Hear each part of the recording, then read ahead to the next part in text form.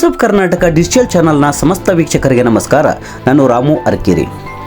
ಶಾಸಕಿ ಅನ್ನಪೂರ್ಣ ತುಕಾರಾಂ ಅವರು ಸಂಡೂರು ವಿಧಾನಸಭಾ ಕ್ಷೇತ್ರದ ವಿವಿಧ ಗ್ರಾಮಗಳಲ್ಲಿ ಅಭಿವೃದ್ಧಿ ಕಾಮಗಾರಿಗಳಿಗೆ ಭೂಮಿ ಪೂಜೆ ಹಾಗೂ ಉದ್ಘಾಟನೆ ನೆರವೇರಿಸಿದರು.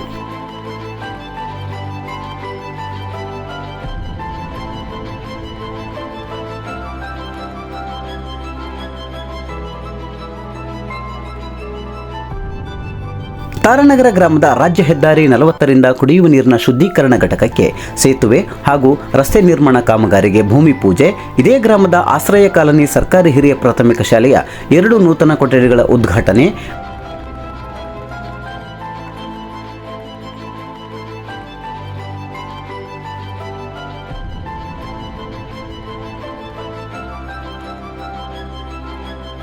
ಬನ್ನೇಟಿ ಬಳಿ ನಾರಿಹಳ್ಳ ಅಭಿವೃದ್ಧಿ ಹಾಗೂ ಚೆಕ್ ಡ್ಯಾಂ ನಿರ್ಮಾಣ ಕಾಮಗಾರಿ ಉದ್ಘಾಟನೆ,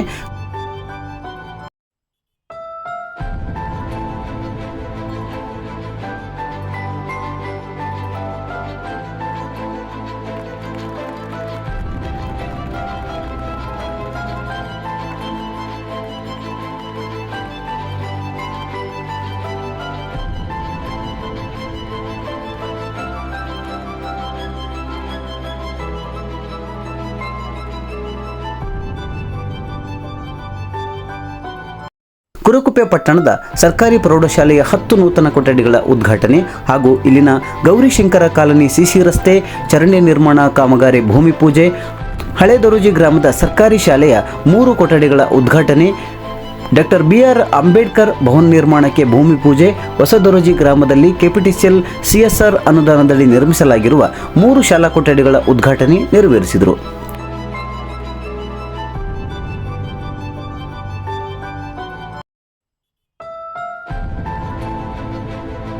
ಕುರಿಕುಪ್ಪದಲ್ಲಿ ನಿರ್ಮಿಸಲಾಗಿರುವ ಪ್ರೌಢಶಾಲಾ ಕೊಠಡಿಗಳಿಗೆ ಮೂಲಭೂತ ಸೌಕರ್ಯಗಳನ್ನು ಒದಗಿಸಿಲ್ಲ.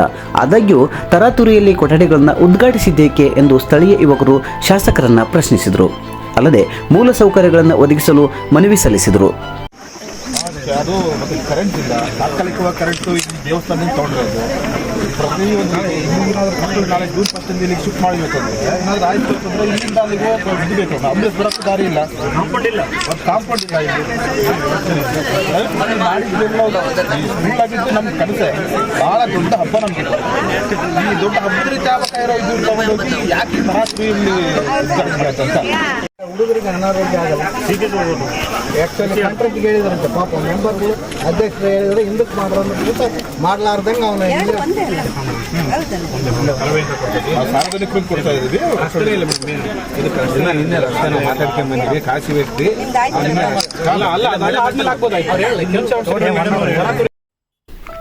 ಶಾಸಕಿ ಅನ್ನಪೂರ್ಣ ತುಕಾರಾಂ ಅವರು ಮಾತನಾಡಿ, ಯುವಕರ ಸಾಮಾಜಿಕ ಕಳಕಳಿಯನ್ನು ಸಕಾರಾತ್ಮಕವಾಗಿ ಸ್ವೀಕರಿಸಲಾಗುವುದು, ಆದಷ್ಟು ಬೇಗ ಶಾಲೆಗೆ ಮೂಲ ಸೌಕರ್ಯಗಳನ್ನು ಒದಗಿಸಲಾಗುವುದು ಎಂದು ಭರವಸೆ ನೀಡಿದರು.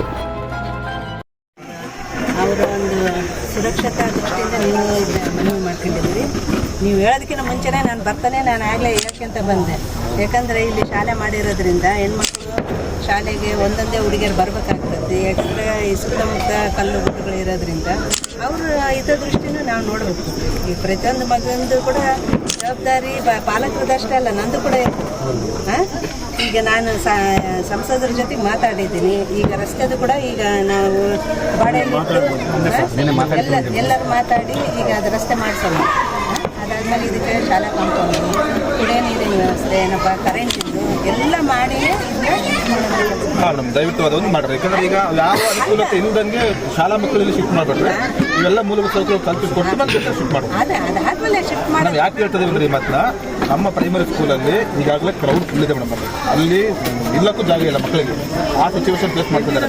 ಇಲ್ಲಿ ನಮ್ಮ ಎಚ್ ಎಮ್ ಇರ್ತಾರೆ, ಅಲ್ಲಿ ಬಂದು ಅಲ್ಲಿರ್ತಕ್ಕಂಥ ಇದು. ಅದಕ್ಕೋಸ್ಕರ ಅವ್ರೇನಂದ್ರೆ ಈಗ ಶಾಲಾ ಬಿಲ್ಡಿಂಗ್ ಆಗತ್ತೆ ಅಂತ ಒಂದೇ ಸಲ ಶಿಫ್ಟ್ ಮಾಡಿದ್ರೆ ತೊಂದರೆ ಆಗ್ತವೆ ನಾವು ಭಾಳ ಇಲ್ಲಿ. ಆ ಕಾರಣಕ್ಕೋಸ್ಕರ ಎಲ್ಲ ಸೌಕರ್ಯಗಳನ್ನು ಕರೆಂಟ್ ಇಲ್ಲ, ನೀರಿಲ್ಲ ಅಂತಂದ್ರೆ ಮಕ್ಕಳನ್ನ ಕರ್ಕೊಂಬಂದು ಇಲ್ಲಿ ಕೂಡಕ್ಕಾಗ್ತದ ನಾವು? ಮಕ್ಕಳದ್ದು ಹಿತದೃಷ್ಟಿ ನೋಡ್ಬೇಕಲ್ಲ ನಾವು. ಅದನ್ನೆಲ್ಲ ಮಾಡಿ ಈಗ ಸಂಸದರ ಜೊತೆಗೆ ನಂದೊಂದಿಷ್ಟು ಗ್ರಾಂಟ್ ಅವ್ರದ್ದೊಂದಿಷ್ಟು ಗ್ರಾಂಟ್ ತಗೊಂಡು ಮದುವೆ ಕಾಂಪೌಂಡ್ ಮಾಡೋಣ. ಒಂದು ವಾಚ್ಮನ್ ಇಡ್ಬೇಕಿಲ್ಲ ಕಂಪಲ್ಸರಿ.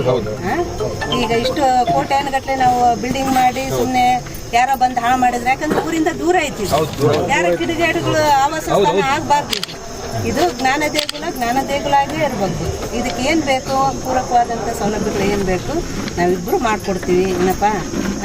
ಈ ಮಕ್ಕಳ ಹಿತದೃಷ್ಟಿಯಿಂದ ಮತ್ತು ನಾವು ಶಿಕ್ಷಣಕ್ಕೆ ಹೆಚ್ಚು ಒತ್ತು ಕೊಡೋಂಥದ್ದು ತಮಗೆಲ್ಲ ಗೊತ್ತೈತೆ ಅದು ವಿಷಯ. ಹೌದು, ಮತ್ತೆ ಯಾರು ಚೆನ್ನಾಗಿ ವಿದ್ಯೆ ಓದ್ತಾರೆ ಅಂತಂದರೆ ಈ ಶಾಲೆಯಿಂದ ಓದಿದಂಥ ಮಕ್ಕಳು ನಮಗೊಂದು ಕನಸು, ನಮ್ಮ ತಾಲೂಕಿನಿಂದ ದೊಡ್ಡ ದೊಡ್ಡ ಆಫೀಸರ್ಗಳು ಆಗಬೇಕು, ದೊಡ್ಡ ದೊಡ್ಡ ಉನ್ನತ ಹುದ್ದೆಗೆ ಹೋಗ್ಬೇಕು ನಮ್ಮ ಮಕ್ಕಳು ಅನ್ನೋದು ನಮ್ದೊಂದು ಕನಸು. ಅದನ್ನ ಈಗ ನನಸು ಮಾಡೋಂಥ ಒಂದು ಸಣ್ಣ ಸಣ್ಣ ಹೆಜ್ಜೆಗಳನ್ನ ಇಡ್ತಾ ಇದ್ದೀವಿ. ನೀವೆಲ್ಲರೂ ಸಹಕಾರ ಕೊಡ್ತಾ ಇದ್ದೀರಿ, ಎಲ್ಲ ಜನಪ್ರತಿನಿಧಿಗಳು ಕೊಡ್ತಾ ಇದ್ದೀರಿ, ಏನಪ್ಪ ನಾಗರಿಕರು ಕೊಡ್ತಾ ಇದ್ದೀರಿ, ಪ್ರತಿಯೊಂದು ಗ್ರಾಮಸ್ಥರು ಕೂಡ ನಮಗೆ ಕೊಡ್ತಾ ಇದ್ದಾರೆ. ಅದರಿಂದ ನಾವು ಇವತ್ತಿಷ್ಟು ಮಾಡೋದಕ್ಕೆ ಸಾಧ್ಯ ಆಯಿತು. ಇವತ್ತಿಂಥ ಒಂದು ದೊಡ್ಡ ಶಾಲೆಯನ್ನು ನಿರ್ಮಾಣ ಮಾಡಿದೆ ಅಂದರೆ ಅದಕ್ಕೆ ಬೇಕಾದಂಥ ಎಲ್ಲ ಮೂಲಭೂತ ಸೌಕರ್ಯಗಳನ್ನು ಇನ್ನು ಕೆಲವೇ ದಿನಗಳನ್ನು ಮಾಡಿ ಆಮೇಲೆ ಇದಕ್ಕೆ ಎಲ್ಲ ಸೌಕರ್ಯ ಮಾಡಿದ್ರೆ ನಾವೇ ಒಂದು ದೊಡ್ಡ ಹಬ್ಬ ರೀತಿ ಮಾಡೋಣ, ಎಲ್ಲರೂ ಸೇರಿ ಮಾಡೋಣ.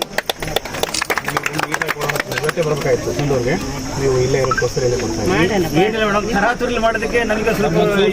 ಅಲ್ಲ, ನಿಮ್ಮ ಸಾಮಾಜಿಕ ಕಳಕಳಿ ಏನೈತೆ ಅದ್ರ ಬಗ್ಗೆ ನನಗೆ ಭಾಳ ಖುಷಿ ಆಯ್ತು. ಯಾಕಂದ್ರೆ ಪ್ರತಿಯೊಬ್ಬ ಮನುಷ್ಯನೂ ಕೂಡ ಇದು ಬೇಕು. ಯಾಕಂದ್ರೆ ನಮ್ಮ ಒಂದು ಸಾಮಾಜಿಕ ಜವಾಬ್ದಾರಿ ಏನೈತಿ ಅದನ್ನ ಪ್ರತಿಯೊಬ್ಬರು ನಿರ್ವಹಣೆ ಮಾಡಬೇಕು. ಇವತ್ತು ನನ್ನ ಮಕ್ಕಳು ಬಂದು ಇಲ್ಲಿ ಓದಲ್ಲ, ಇಲ್ಲಿ ಸುತ್ತಮುತ್ತ ಇದ್ದಂಥ ಮಕ್ಕಳೇ ಇಲ್ಲಿ ಓದ್ತಕ್ಕಂಥ, ಅದಕ್ಕೆ ಏನು ಬೇಕು ಎಲ್ಲ ಮಾಡ್ತೀವಿ.